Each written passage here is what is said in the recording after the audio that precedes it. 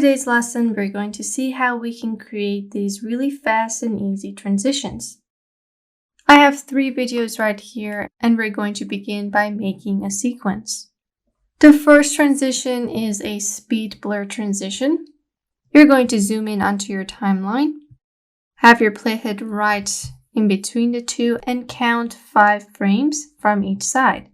Hold down Shift. Let me just change the color. Hold down Shift, click this once, 5 frames, make a marker, then go back, 5 frames, another marker. Now we're going to cut this bit so we get these pieces. So we just cut this for reference. Go to the effects panel and look for the directional blur effect. Add it onto this cut and the same one onto the other cut. Effect controls, and we're going to move to the last frame of the first video. Let me just extend this. Make a keyframe at the end for a large number, maybe 200. Then add your direction. Let's go for 60. Start the stopwatch on these numbers, then go back 3 frames. Reset the parameters so we get the original video. So we get this blur effect.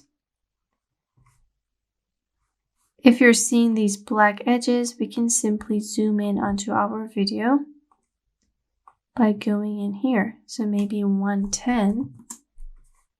And be sure to do it for the rest of the video. Now go on to your second cut at the start of the video.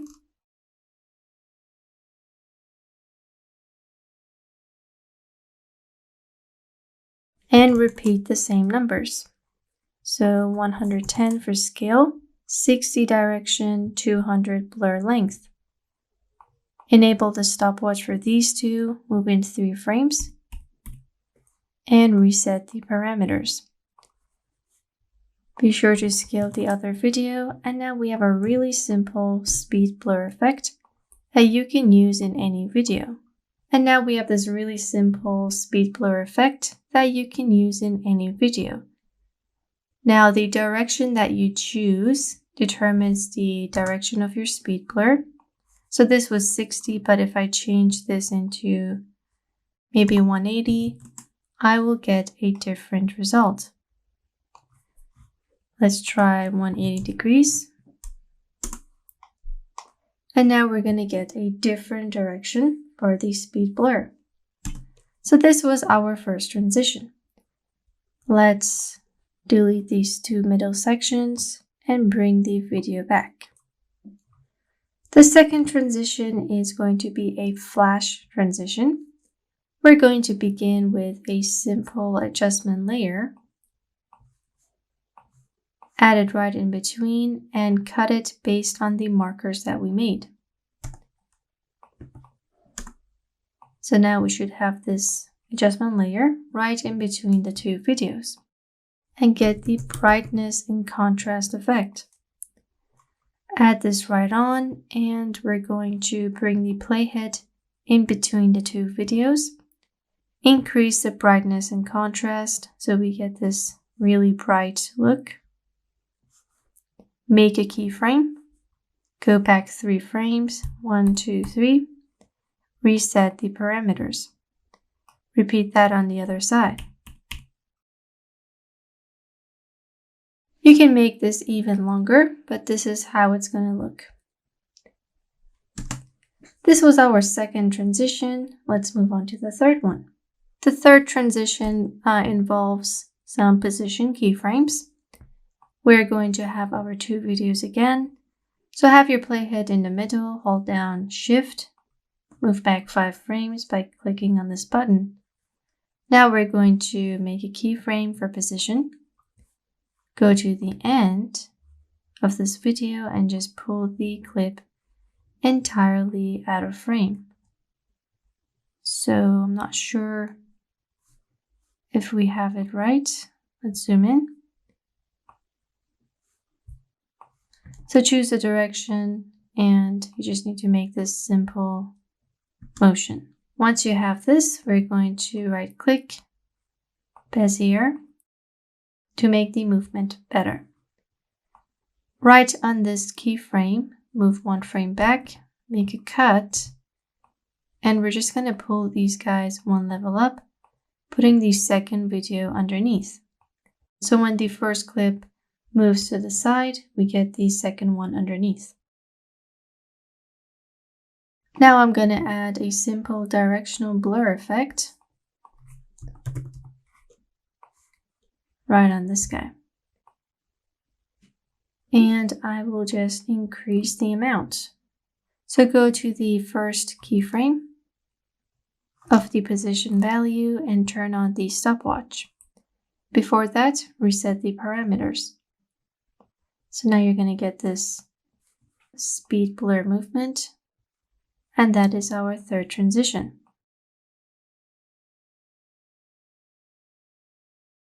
You can try this in any other direction, and it's pretty easy to customize. Our last transition is a little bit more complex, only because we're going to be masking. So I will delete these two videos and get our third clip. So for the third clip, let's get a color matte with like a nude color. Put it right underneath and have our clip over it. Move in one frame, make a cut, right click on this. So we have this picture and then we get the rest of the video. So we're gonna just grab the effect controls and make a really rough cutout. So this does not have to be perfect. We actually want the rough edge here, and we just want a really obvious cutout. So it's like we have cut out the subject from paper. Zoom out and close the mask. So there is our rough cutout. Remove the feather so that it looks perfect. Once I click away, we have our subject show up like a sticker. Now on this sticker, you can apply some color grading with the Lumetri presets. I think I will go with like a monochrome version. I'm going to change my color matte into maybe a light blue, just so it looks better. Go back to effect controls and first have your subject show up in a really awkward way. Go forward in time, maybe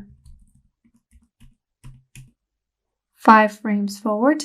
Make a keyframe for position and rotation. Then go backwards and completely remove the subject from the screen. Make another one for rotation. So as the subject is making their way up, we want to add some random rotation keyframes. So maybe it's 4.5 degrees there, 6 here. Here it can like go the other way.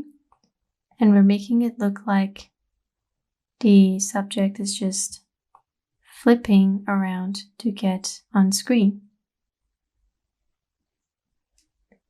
And this is the final area where they settle. I'm going to make more space here so we can do the rest of our animation. I'm going to make a marker. So from the start until this point, the sticker is coming up. And now we're just going to begin extending the mask path. So make a keyframe for the current path that you have. And we're just going to extend it as if it were a cutout animation. So we're going to grab the mask and very awkwardly pull these points up. So again, it doesn't have to be perfect. Just kind of slowly introduce the rest of the video by pulling these out. You can also click and drag to choose multiple points and move them at the same time. So once you made this cutout, we're going to go forward until you can see the whole frame.